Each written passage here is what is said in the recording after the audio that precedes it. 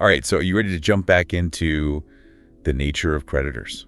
Oh, yeah. Chapter 2 is where things get really interesting. Yeah, definitely spoiler warning. If you haven't read it yet, pause this right now, go read it. You can find it on the HFY subreddit on Reddit. It's written by the amazing Space Paladin 15. And if you want to have a truly immersive experience, check out the narration by Adastra Science Fiction Stories on YouTube. Yeah, seriously? They're both incredible. Go support them on Patreon. Okay, so chapter 2 picks up right where we left off. The Venliels are freaking out. Right. Last chapter ended with humanity making first contact. And the Venliel are just not having it. They're terrified. Yeah, we know humans, we get it right. Like, they're Yeah. just trying to say hi. Right. They want to be friends. But all the Venliel can think about They're is like predators. predators. They got the Arxer in their memory banks. Oh, yeah. And that's just their worst nightmare, Yeah, right? imagine living with that threat constantly. So we have Tarva. The Venlil governor. She's in a really tough spot. Yeah, she doesn't know what to do. Part of her is like, run. Right. But she also has to think about her people. And figure out what the humans are really about. Okay, so right away, Tarva, she makes a big decision, She hides her fear. which is smart. Right. Yeah. If they freak out, But humans might freak out too. yeah, it could escalate things. So it's a gamble, but yeah. She's hoping that if they seem calm. the humans will stay calm too. Exactly. But it all kind of falls apart because one of the Venlil, Faints? right, Chelene just passes out. Just at the sight of the humans. Yeah. That's got to be so embarrassing. And it really underscores how deep this fear goes. Yeah, it's like instinctual. Yeah. It's not just a personal fear. It's like Their whole culture. evolutionary. Right. So, okay, everyone's holding their breath. Waiting to see how the humans react. And what do? Noah offers to help. Noah, the human Yeah. captain. Right, he wants to help Chelene. That's the moment where I think Tarva starts to doubt what she knows about predators. Yeah, you have this being that's supposed to be this killing machine. Offering aid. It throws her off. Yeah, she even starts to think maybe humans are more intelligent than she thought. Right, maybe they're not all bad.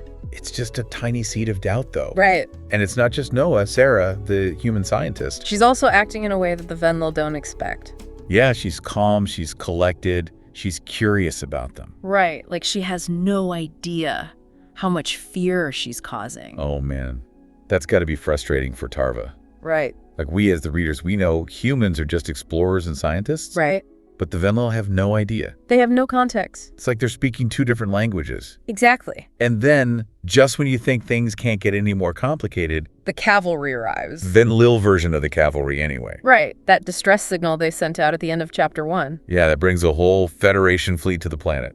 led by a Gojid captain named Sovlin. Yeah. And the Federation, they have even less patience for predators than the Venlil do. Right, they're basically at war with the Arxer. So this just throws everything into chaos for Yeah. Tarva. She's got these humans who she's starting to think might not be so bad. Right. And then this fleet of allies who are probably going to see the humans as a threat. Yeah, it's like out of the frying pan and into the fire. It's also going to be interesting to see what happens with Sovlin. Yeah, he doesn't have a good track record with predators. And he probably sees the Venlil as weak. Right, ripe for manipulation. That's so poor Tarva, right? Yeah. She's stuck between a rock and a hard place. She's starting to see the humans as individuals. Not just monsters, Right. but she also knows if she tells the Federation they're here, it could start a war. It's a no-win situation. And that's where we see Tarva's pragmatism. Yeah, she's not just blinded by fear. Right. She's willing to observe, to question. Challenge her own beliefs. Yeah, remember first she wanted to just blast the humans out of the sky. Right. But then she sees them helping Chelene. And she hears their explanations. Yeah, they just want peaceful contact. Right. And you can see that seed of doubt growing. Yeah. She's starting to realize maybe everything she thought she knew about predators was wrong. It's a big realization, And it takes a lot of courage to admit you might be wrong. especially when the stakes are so high. Yeah, that's what makes Tarva such a compelling leader. She's thinking she's strategizing. She's not just reacting. Right. So ultimately, she makes a decision that could change everything, She tells Sovlin about the Arxer. which is huge. Right, it's a massive gamble. It could backfire spectacularly. But it shows just how far she's come. Yeah, she's risking everything. Her safety, her career, her people. All because she's starting to believe that these predators... Might be something more. Yeah, It's amazing. it's a huge turning point in the story. Yeah. I mean, it's incredible. Yeah, Tarva, the prey species leader, Is now basically advocating for the predators. trying to convince the Federation that these scary-looking creatures are actually worth saving. It's a huge twist. You have to wonder, though, What's going through her mind at that point? Right. Is she totally convinced that the humans are harmless? Or is this just like a desperate attempt to prevent a war? That could totally destroy her planet. Yeah, I think it's a bit of both. Yeah, probably. She's seen enough to know that they're not just mindless killing machines like the Federation thinks, Right.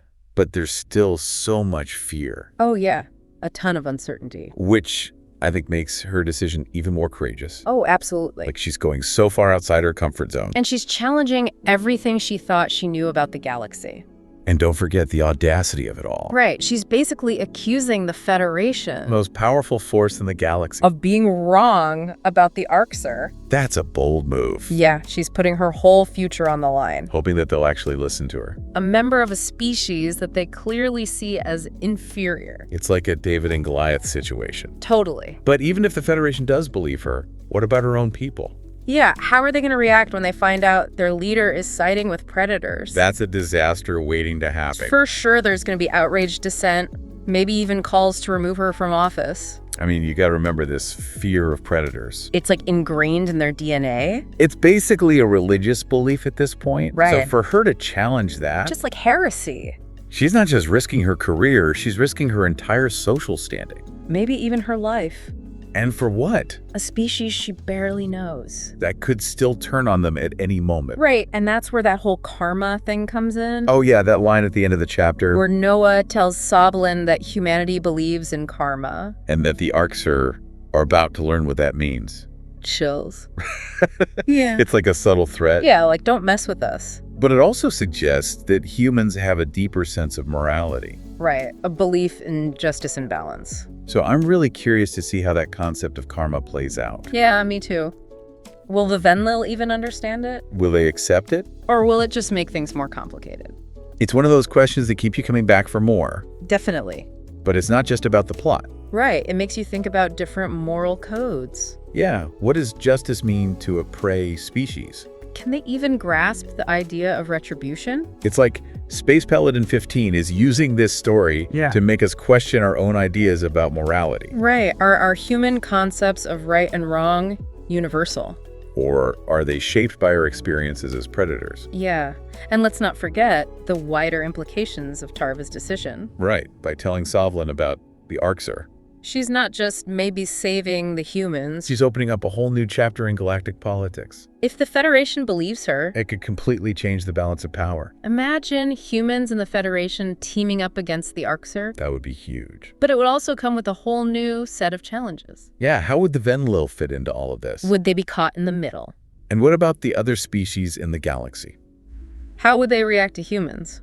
It's like a ripple effect. One decision leading to countless unforeseen consequences. That's what makes the nature of Predator so captivating. It's not just a sci-fi thriller.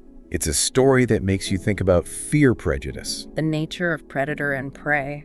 It's also just a really good story. Oh yeah. Space Paladin 15 knows how to keep you hooked. That cliffhanger ending with Noah mentioning karma. Brilliant.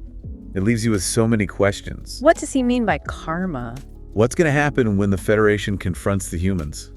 How is Tarva gonna handle all of this? It's like we're standing at the edge of a cliff, Looking out at a vast unknown territory. and I can't wait to see what happens next. Me neither. Yeah, it's like she's playing 4D chess. Right, with the fate of the galaxy at stake. Exactly. She's got the humans on one side, And the Federation on the other, and she's trying to anticipate their every move. while also dealing with her own instincts. Don't forget, she's a prey species. Oh yeah, every fiber of her being is screaming at her to run away. But she's pushing past that fear? For a species that she still sees as a potential threat. I think that's what makes Tarva so admirable. Yeah, she's not letting her fear control her, She's thinking about what's best for everyone. even if it means going against her own society. Yeah. And let's not forget the historical context here. Right. The Venlil have been conditioned to fear predators for generations, Their whole culture is built around avoiding conflict. appeasing those who are stronger than them. Tarva's breaking that cycle. And that takes a lot of guts. It makes you wonder what kind of impact this will have on Venlil society in the long run. Yeah.